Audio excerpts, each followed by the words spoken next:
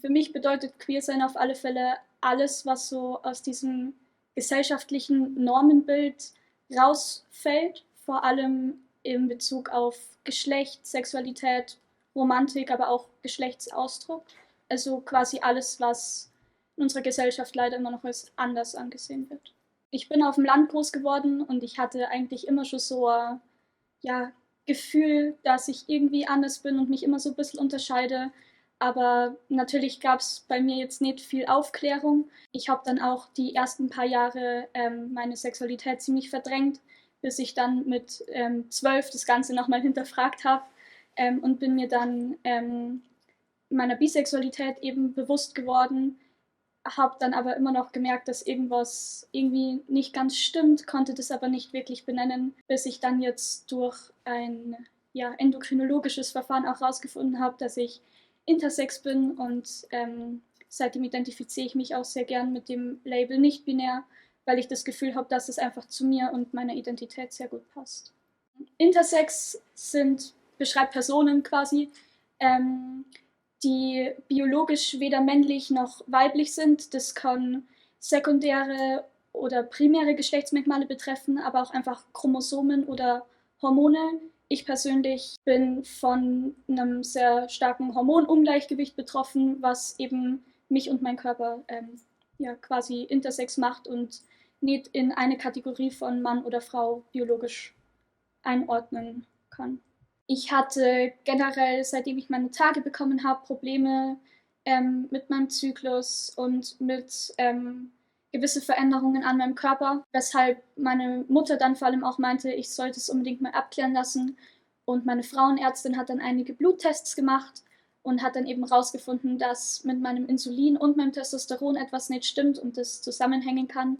Dann war ich in München sehr lange beim Endokrinologen und der hat jetzt eben mir vor kurzem eine Diagnose in Form von eben so einer Hormonstörung gestellt und die fällt durchaus eben unter diesen Intersex-Schirm quasi und für mich hat eben dieses Label irgendwie echt gut gepasst und ich habe mich irgendwie gefreut, dass das Kind quasi endlich einen Namen hat.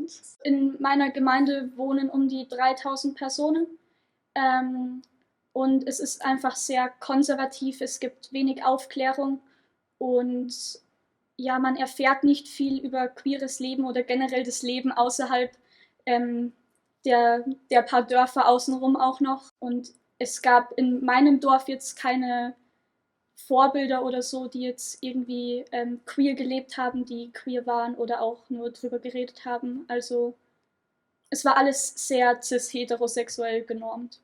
Ich hatte mehrere Outings. Ähm, Zuerst immer mal wieder bei meiner Mutter, weil ich mit der eben sehr eng bin, als dann mit 12 dann so, Mama, ich glaube, ich bin bisexuell und zwischendrin dachte ich dann eben, weil ich so lange danach gesucht habe, warum ich mich immer nur so anders fühle, dachte ich dann eine Zeit lang, dass ich eben lesbisch bin und dann, meine Mutter hat das eigentlich recht gut aufgenommen. Sie war zwar am Anfang irgendwie sehr ängstlich für mich, weil sie eben wusste, was es für mich bedeutet, auf dem Land und in unserer Umgebung queer zu sein. Also die hat auch geweint, weil sie meinte, ihr ist jetzt bewusst, dass ihr Kind ein schwierigeres Leben führen muss. Ja, mein Vater hat es eigentlich auch gut akzeptiert. Als ich dann mich quasi als trans, nicht binär geoutet habe, das war ein bisschen schwieriger. Das hängt seitdem auch so ein bisschen in der Schwebe. Ich merke, dass meine Mutter versucht, da sich immer mehr zu informieren. Die schaut immer mehr Dokus, liest Bücher und nennt mich nicht mehr bei meinem Deadname. Und mein Bruder ist da eigentlich auch sehr offen, vor allem wenn ich mit ihm alleine rede, aber ich verstehe auch, dass er manchmal bei manchen Themen eben ein bisschen auf Abstand geht, eben weil er in sehr, ja, in diesen ländlichen Kreisen einfach so unterwegs ist und er eben leider viele Probleme oder Anfeindungen erfahren kann, wenn es eben um mich geht. Deshalb, ja. Aber es ist dann eigentlich, meine Familie an sich ist sehr offen. Ich habe auch Gott sei Dank sehr offene Großeltern. Aber ich fühle mich in meinem Dorf seitdem nicht mehr wirklich willkommen. Ich habe einfach das Gefühl, da nicht wirklich reinzupassen.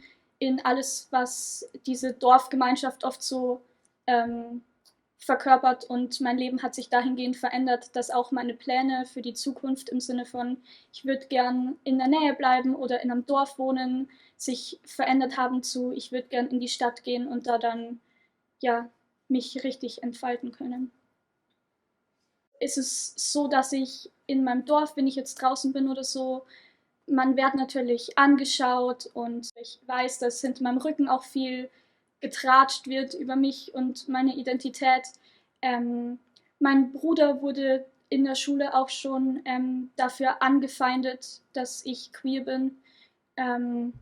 Und ansonsten macht man im Alltag auch generell nicht nur auf dem Dorf leider diskriminierende Erfahrungen. Also dass einem nachgerufen wird mit Schimpfworten, oder ich wurde auch auf einem CSD schon in einen Streit mit einer homophoben Person verwickelt. Ich habe in der Schule bis jetzt zum letzten halben Jahr, würde ich sagen, immer versucht, relativ meine queere Identität zu verstecken, einfach aus Selbstschutz.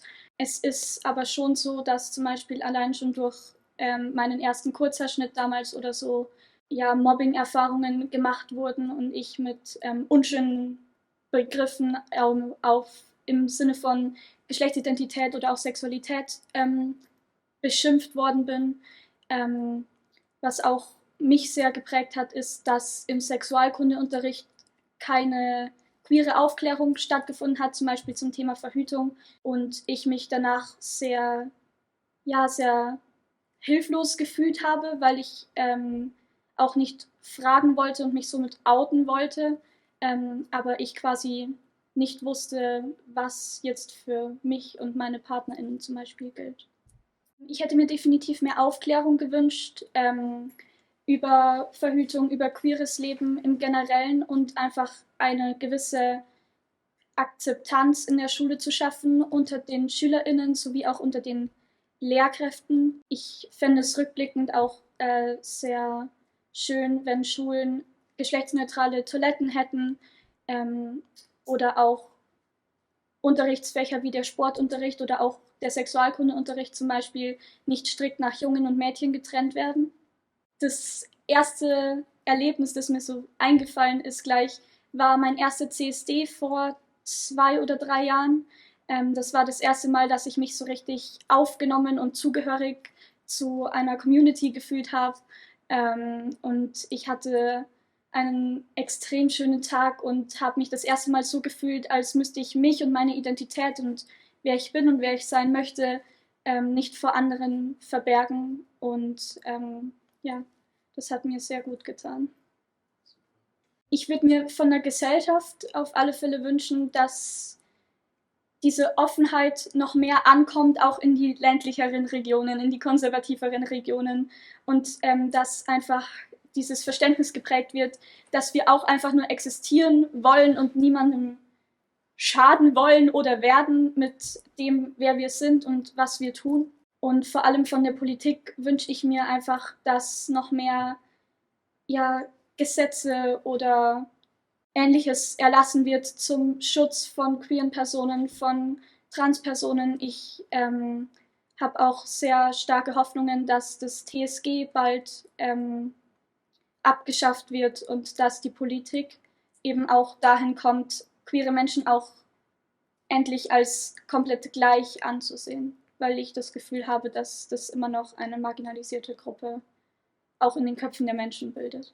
Egal wo ihr seid, wer ihr seid, traut euch zu stehen, weil ich kann sagen, es ist zwar am Anfang schwierig, aber ich war nie so glücklich mit mir selbst und meinem Leben wie jetzt, wo ich anfange, zu mir zu stehen und zu leben, wie ich möchte. Lustigerweise, ich bin aus der Kirche ausgetreten vor 2 Jahren, war bis dahin 8 Jahre lang Ministrant und habe dann mit jemandem geredet, der eben auch mit mir Ministrant war, der auch aufgehört hat. Und dann habe ich eben rausgefunden, dass er einen Freund hat. Und dann war das für mich irgendwie schon so ein euphorisierendes Erlebnis im Sinne von, oh mein Gott, ich bin doch nicht der Einzige hier, der irgendwie auch solche Erfahrungen macht und so. Und dieser Austausch war dann auch sehr schön, weil es ihm eben sehr ähnlich geht wie mir in unserem Dorf und so. Und das war dann irgendwie schön, wenn man weiß, da ist nur jemand, der irgendwie so ein bisschen mit einem fühlen kann.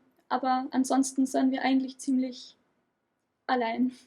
Ich war früher sehr stark gläubig, obwohl meine ganze Familie da irgendwie gar nicht so krass drin ist, aber mich hat es von Anfang an irgendwie gepackt und fasziniert und ich habe dann ministriert und hatte Kommunion und wurde gefirmt und war da voll dabei. Und irgendwann habe ich angefangen, mich mehr eben mit dem Thema Glauben auseinanderzusetzen und habe dann ja irgendwie immer weniger geglaubt. Andererseits habe ich mich dann auch immer mehr eben durch diese queere Identität damit auseinandergesetzt, wie die katholische Kirche eben dazu steht. Und das hat schon sehr wehgetan zu sehen, wie hohe Männer in der katholischen Kirche da dazu stehen. Ich habe dann auch 2 Gespräche mit einer befreundeten Pastoralreferentin geführt, dass ich eben auch aufgrund dessen austreten will. Und das waren sehr gute Gespräche. Sie hat mir auch gesagt, dass das, was Kirche ist, mich eigentlich akzeptiert und es nur eben diese oberen,